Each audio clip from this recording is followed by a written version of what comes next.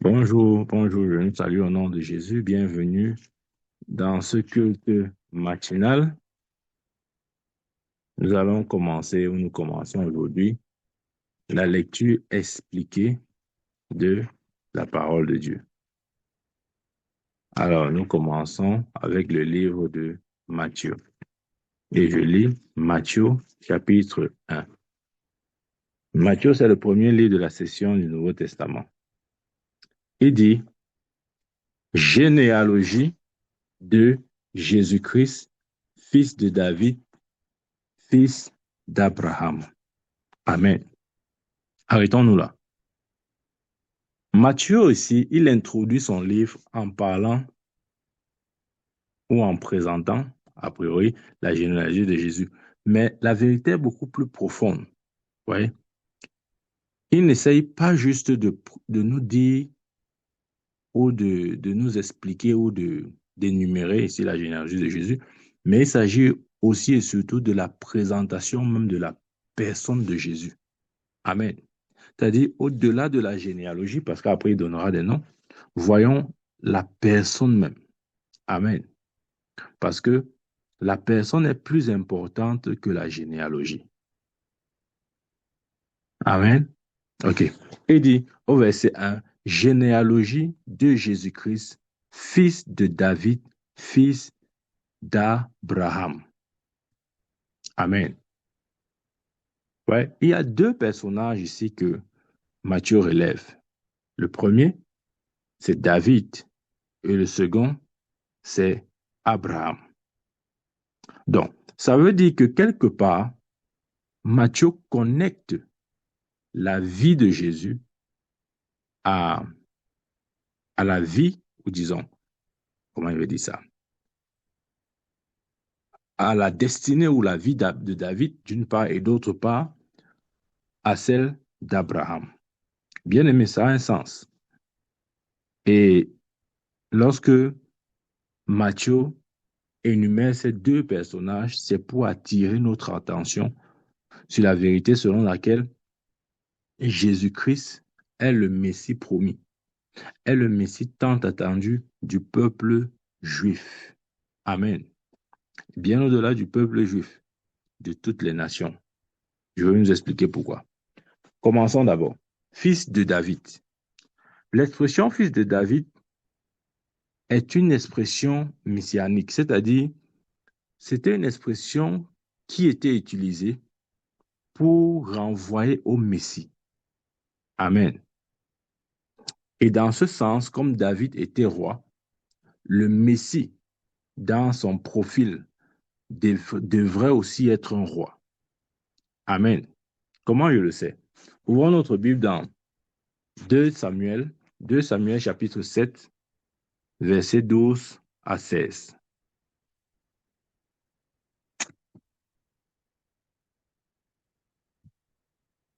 2 Samuel chapitre 7, versets 12 à 16. Je vais lire. Quand tes jours seront accomplis et que tu seras couché avec tes pères, j'élèverai ta postérité après toi. Et celui qui sortira de tes entrailles, j'élèverai ta postérité après toi. Celui qui sortira de tes entrailles, et j'affermirai son règne. Amen. Vous voyez la promesse ici? Il a dit, lorsque David, il parle ici de David, il dit, David, lorsque toi tu seras mort, j'élèverai ta postérité. Amen. Et il précise, celui-là sortira de tes entrailles. Et il donne ici un indicateur. J'affermirai son règne. Le verset 13. Ce sera lui qui bâtira une maison à mon nom, et j'affermirai pour toujours le trône de son royaume. Je serai pour lui un père, il sera pour moi un fils. S'il fait, s'il fait le mal, je le châtierai avec la verge et avec le coup des enfants des hommes. Mais ma grâce ne se retirera point de lui, comme je l'ai retiré à Saul, et que j'ai retiré devant toi, et que j'ai rejeté devant toi. Ta maison et ton règne seront pour toujours assurés. ton trône sera pour toujours affermi. Oui, ton trône sera pour toujours affermi. Amen. Donc, ça veut dire que David, quelque part, avait reçu une promesse de la part de Dieu. Une promesse concernant sa descendance. Et Dieu avait promis le règne éternel. Et nous savons que le règne éternel ne peut avoir de sens que si, comment dire, si c'est un règne divin, c'est-à-dire ça ne vient pas, ce n'est pas de l'homme mais de Dieu, entre guillemets, voyez ce que je veux dire. Amen. Donc dans ce sens-là, Jésus était aussi appelé fils de David. Amen. Donc, il est le roi attendu parce que la prophétie disait que Dieu suscitera au milieu d'Israël un roi.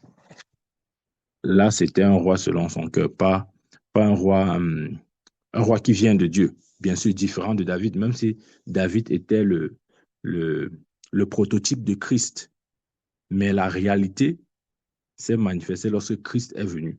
Donc, lorsque Matthieu parle ici de fils de David, il fait référence à l'onction royale qui reposerait sur le Messie. Parce que la promesse de David, que Dieu avait donnée à David, c'était quoi? C'est que son règne sera un règne éternel. Et cette promesse ne s'est qu'accomplie, ou cette promesse s'est accomplie avec Christ. La Bible dit qu'il a reçu un règne éternel. Amen.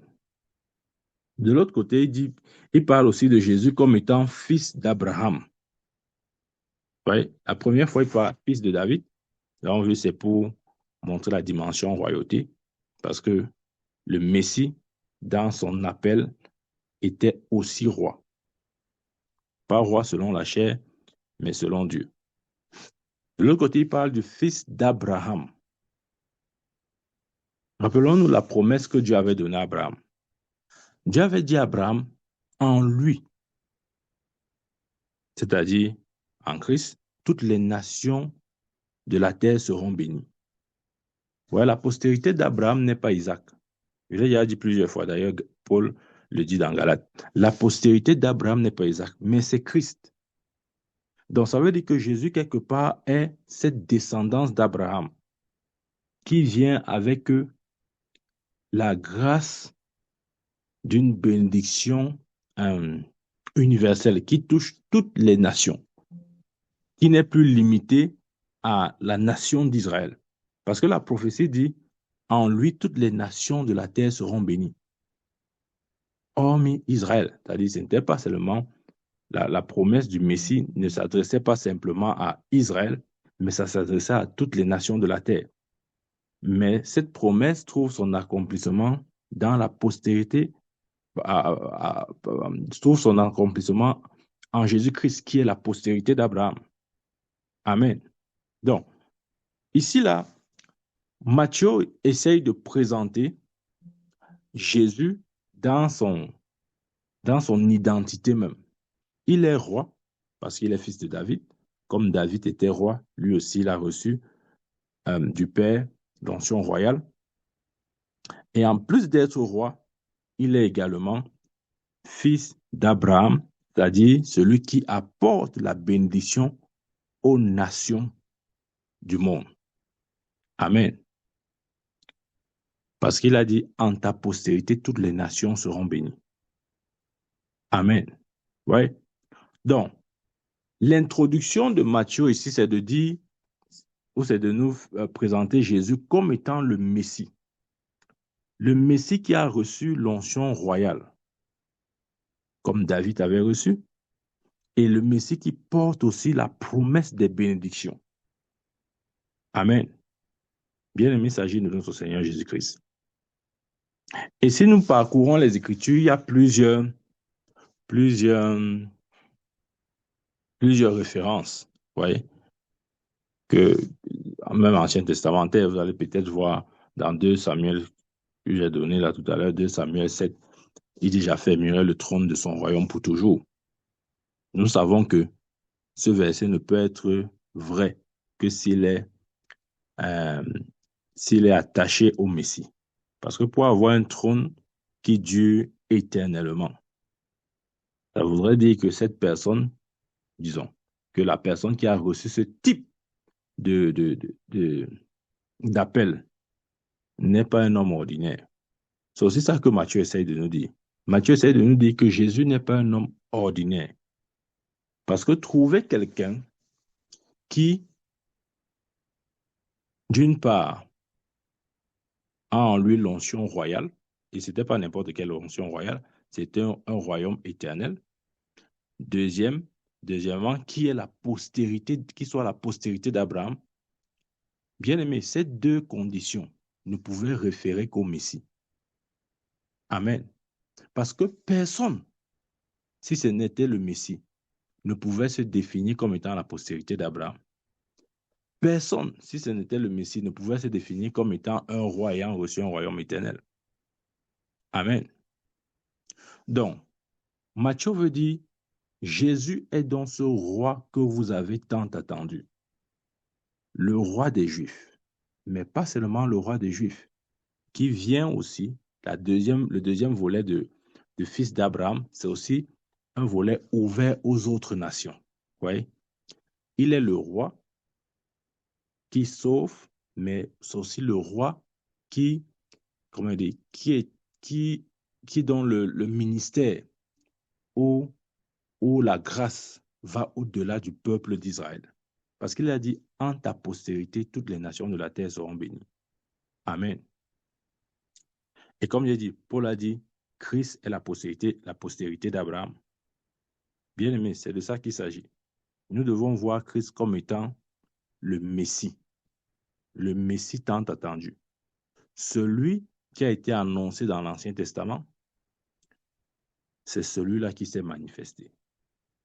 Il est venu avec l'onction royale comme David, à la seule différence que son royaume était éternel. Et la deuxième chose, il est venu en tant que fils d'Abraham. Il était fils d'Abraham, pas dans le sens d'Isaac, de Jacob, pas dans le sens d'Isaac et Jacob, non. Mais il était fils d'Abraham dans le sens de qu'il est la postérité d'Abraham. Il faut faire la différence. Il faut faire la différence entre la postérité d'Abraham et les descendants de sang d'Abraham. Amen. Lorsque ici Matthieu présente Jésus comme étant le fils d'Abraham, il ne parle pas de fils en tant que descendant charnel, non. Ouais, ou de sang. C'est vrai qu'il est aussi un descendant de sang. Mais la dimension fils d'Abraham est plutôt référée au fait qu'il soit la postérité d'Abraham. Et dans ce sens-là, il est la source de bénédiction de toutes les autres nations du monde. Oui. Donc, Jésus était donc le Messie promis, il était donc le roi attendu. Comme David était roi, il était roi. Mais il n'était pas seulement roi, il était la source de bénédiction de toutes les autres nations du monde, étant postérité d'Abraham, ou bien, si vous voulez, fils d'Abraham. Donc, bien aimé, réalisons ici. Matthieu, ici, là, essaye de relever le caractère roi et le caractère source de bénédiction pour les nations. Amen. C'est pourquoi il dit ici, là, fils de David et fils d'Abraham. Nous devons toujours garder cette image lorsque nous parlons de Jésus-Christ. Nous devons toujours avoir cette image. En tant que fils d'Abraham, il est la postérité. Et Galates 3, verset 16 dit que c'est Christ qui est la postérité. Amen. Ce n'est pas Isaac. Ouais, des fois, on croit que non, c'est Isaac la postérité. Non, il n'est pas. Paul n'a jamais dit que Isaac était la postérité. Non, c'est Christ. Amen. Et quand nous voyons Abraham, nous voyons quoi? La bénédiction. Parce que Abraham est le symbole de la bénédiction. Parce que toutes les bénédictions lui ont été données. C'est avec lui que Dieu a passé l'alliance. Et c'est par lui que toutes les nations sont bénies. Maintenant, cette bénédiction s'étend aux autres nations par le lien ou par le biais de la postérité qui est Christ. De sorte que quiconque, juif ou non juif, quiconque s'attache à la postérité d'Abraham, au fils d'Abraham, à Jésus-Christ, il a de ce fait droit à toutes les bénédictions. Amen. J'inclus là les bénédictions, toutes les bénédictions du salut, par exemple, trouve son accomplissement dans la vérité de fils d'Abraham. Amen. Si aujourd'hui nous parlons de nos bénédictions en Christ, ça n'a de sens que par rapport à l'expression fils d'Abraham. Amen. Donc, bien aimés, gardons toujours cette image du Seigneur Jésus-Christ. Voyons un Messie qui est venu accomplir parfaitement la loi. Depuis l'Ancien Testament, il est venu, comme j'ai dit tout à l'heure, comme David était roi, il est aussi venu comme roi, mais ayant reçu un royaume éternel. Or, le royaume de David n'était pas éternel. Il est passé, il est mort, il est enterré. Mais notre roi, il n'est pas enterré, il est vivant. Amen. Donc, c'est pour ça que, dès l'entame de ce chapitre, l'apôtre Matthieu présente Jésus comme fils de David et fils d'Abraham. Rappelons-nous, c'est notre Dieu. Il a reçu un royaume éternel et il est pour toujours une source de bénédiction pour quiconque s'approche de lui. Amen. Par le biais du salut qu'il nous a donné, nous avons droit à toutes les bénédictions. Parce qu'il est fils d'Abraham, nous avons droit à toutes les bénédictions. Parce qu'il est la postérité d'Abraham, et les Écritures ont dit, en lui, c'est-à-dire en ta postérité, toutes les nations de la terre seront bénies. Amen. Donc, ce roi attendu d'Israël est venu il y a 2000 ans et il reviendra encore une deuxième fois pour son Église. Amen. Donc, bien-aimé, chaque fois que tu penses au Seigneur, rappelle-toi de ces deux choses. L'accomplissement de l'alliance davidique par la royauté éternelle, il a dit son royaume sera éternel. Ça c'est 1, 2. Rappelle-toi de l'accomplissement de l'alliance abrahamique. Il a dit toutes les nations de la terre seront bénies en ta postérité. Amen. Donc Jésus est donc le Messie qui est venu.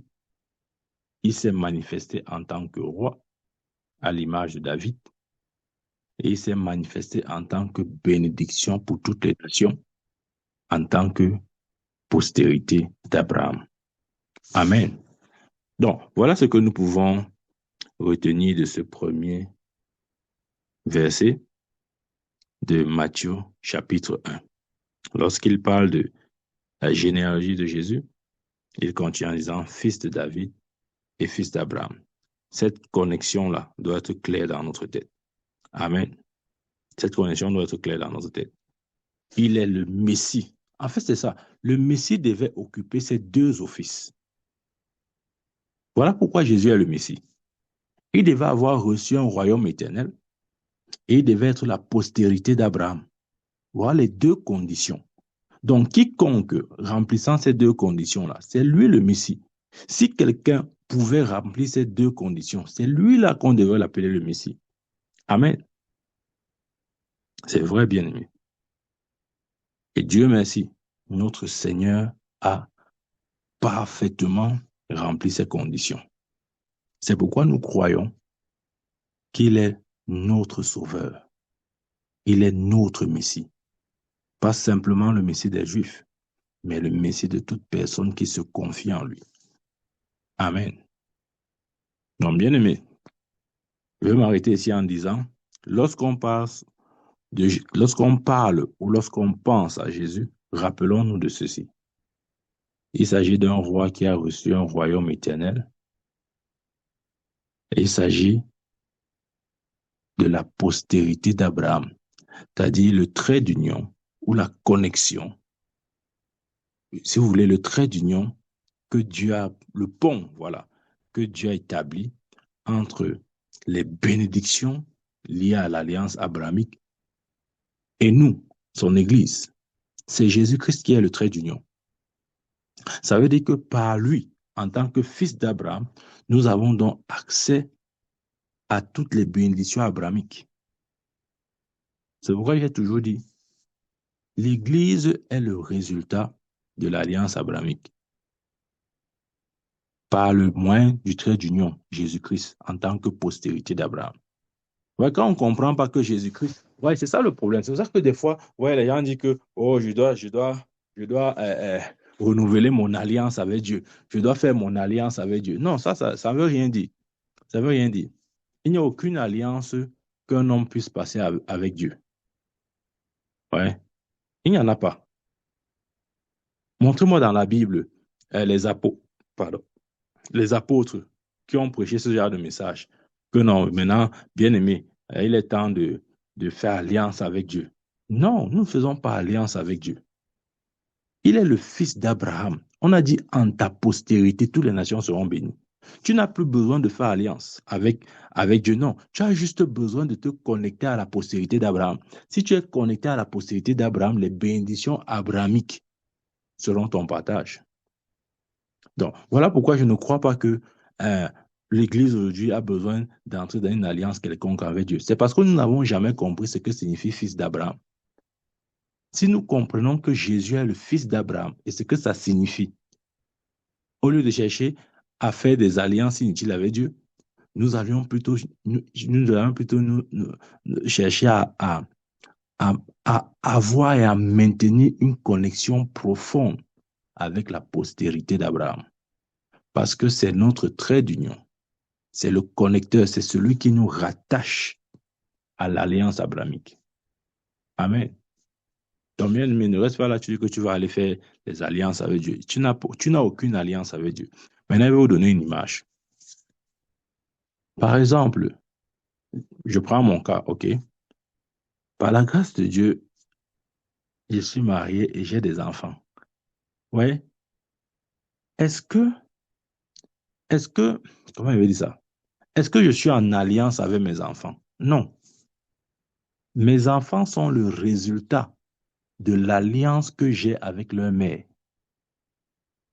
Je ne suis pas en alliance avec mes enfants. C'est le fruit, c'est le résultat. De la même manière, l'Église est le résultat de l'alliance abrahamique. Dieu a passé l'alliance avec Abraham et nous devenons bénéficiaires de cette alliance par sa postérité qui est Christ. Amen. Ouais. De la même manière que je n'ai aucune alliance avec mes enfants, mais ils sont plutôt le résultat de l'alliance que j'ai avec leur mère. Amen. Bien aimé, de la même manière, de même, l'Église est le résultat de l'alliance abrahamique. Et notre point de contact, c'est le fils d'Abraham. C'est la postérité d'Abraham ou encore c'est Christ. Donc, sans Christ, nous n'avons pas part aux bénédictions de Dieu. Il faut comprendre ça. Sans Christ, nous n'avons pas part aux bénédictions de Dieu. Ça, c'est cette vérité que Matthieu veut relever ici. Il essaye de dire, nos bénédictions sont, sont contenues dans le mystère de Christ. C'est lui qui nous donne accès à toutes ces bénédictions en tant que postérité d'Abraham, bien sûr. Donc, bien aimé, OK? Ne passe pas des alliances personnelles avec Dieu. Il n'y a aucune alliance que tu vas passer avec Dieu. Connecte-toi juste au fils d'Abraham. OK? Au fils d'Abraham. Parce que si tu te connectes au fils d'Abraham, tu n'auras pas à toutes les bénédictions. Amen. Parce que ces bénédictions sont libérées par sa postérité, c'est-à-dire Christ. Et Dieu merci, Christ est en nous, Christ est en moi et il est en toi. Donc, je m'arrête là en disant, Jésus-Christ est le fils de David, à l'image de David qui était roi, sauf que lui, il a reçu un royaume éternel, voilà. Et il est aussi fils d'Abraham, Abraham qui renvoie à la source de bénédiction. Il est notre source de bénédiction. Il est celui par qui nous nous connectons à la source de bénédiction de Dieu. Amen. Le salut fait partie des sources de bénédiction. Amen. C'est dans le mystère de fils d'Abraham que nous n'avons pas, c'est par ce mystère que nous n'avons pas aux bénédictions. Amen. Ça doit être très clair dans notre esprit. Ça doit être très clair. Rappelez-vous, Israël a toujours voulu avoir un roi. Et voilà pourquoi il avait demandé, non, non, non, nous on veut un roi. Et Dieu a dit que non, c'est moi votre roi. Il dit non, Dieu, nous on veut un roi. Ils avaient toujours voulu avoir un roi. C'est pour ça qu'ils ont appelé Saül, qui était le premier roi. Mais après, Dieu l'a rejeté. Il a choisi donc l'homme selon son cœur, qui est David. Et dans la typologie, David est une image de Christ.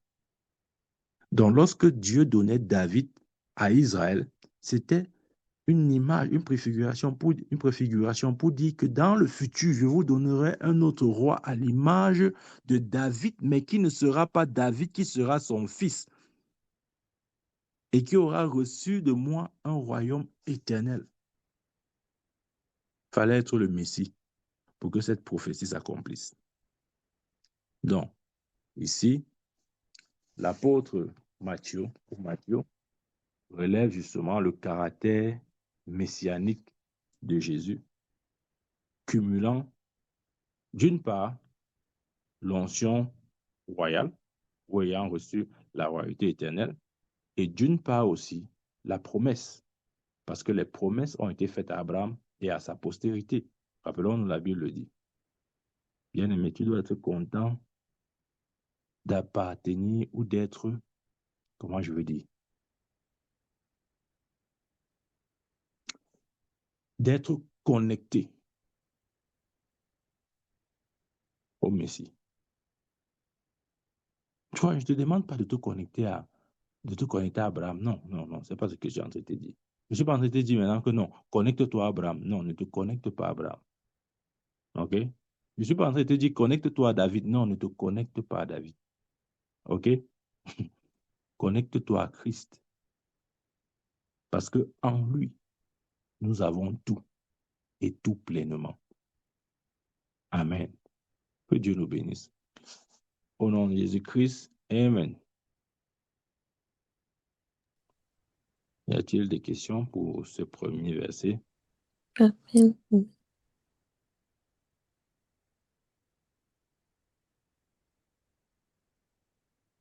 Amen. C'est tellement limpide, prophète, tellement propre. Amen.